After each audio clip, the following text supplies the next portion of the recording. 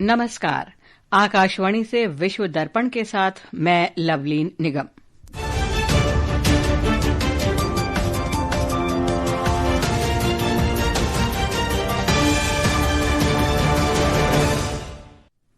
America के राष्ट्रपति Donald Trump ने फेडरल रिजर्व की गवर्नर लीजा कुक को हटाने का आदेश दिया।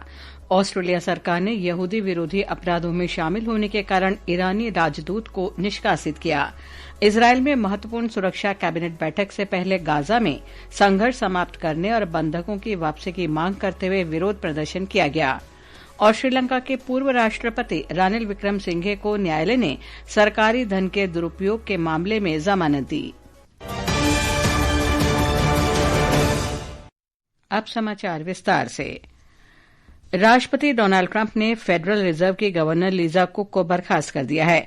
ट्रंप ने ऋण धोखाधड़ी के आरोपों को उनकी बर्खास्तगी का प्राथमिक कारण बताया है।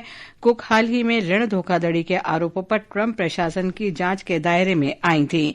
उन्होंने फेडरल रिजर्व बोर्ड में सेवा करने वाली पहली अफ्रीकी अमेरिकी महिलाओं में से एक के रूप में इतिहास रचा था। फेडरल रिजर्व के 111 वर्ष के इतिहास में पहली बार राष्ट्रपति ने एक केंद्रीय बैंक के गवर्नर को बर्खास्त किया है। ऑस्ट्रेलिया सरकार ने यहूदी विरोधी अपराधों में शामिल होने के कारण ऑस्ट्रेलिया में ईरानी राजदूत अहमद सादगी और दूतावास के 3 अन्य कर्मचारियों को निष्कासित कर दिया है।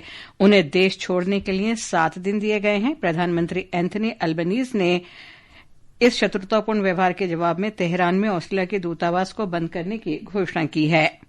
इस बीच ईरान ने इन आरोपों का खंडन किया है कि ईरान ने कहा कि उनके दूत को निष्कासित करने का निर्णय ऑस्ट्रेलिया की घरेलू नीतियों के कारण लिया गया है। गाजा में संघर्ष समाप्त करने और बंधकों की वापसी की मांग करते हुए इजरायल में आज सुरक्षा कैबिनेट की बैठक से पहले प्रदर्शन किया गया।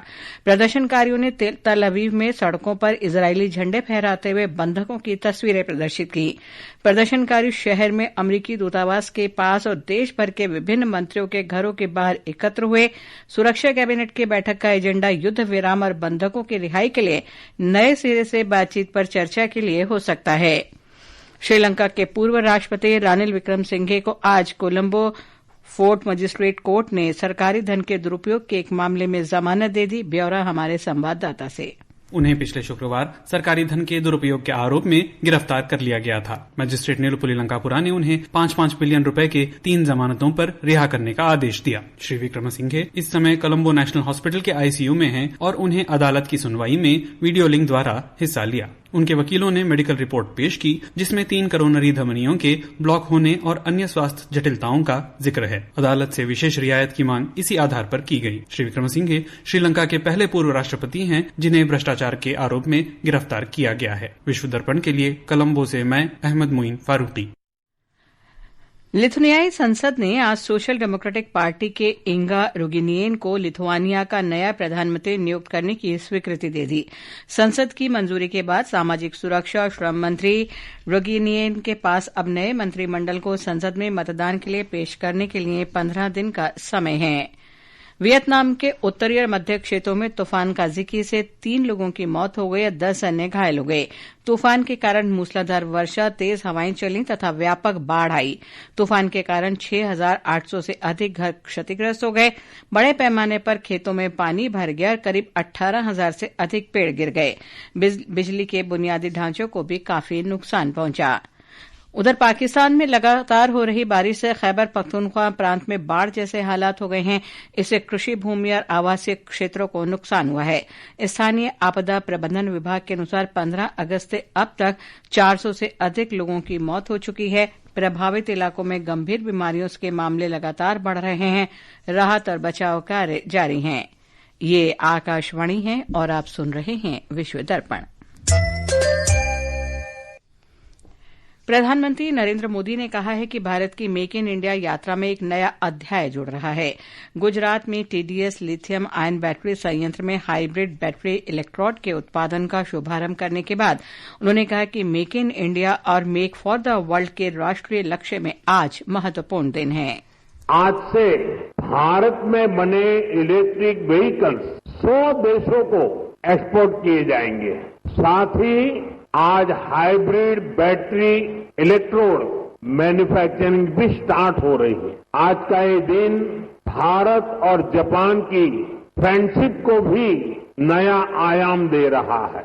मैं सभी देशवासियों को, जापान को, सुजुकी कंपनी को बधाई देता हूं।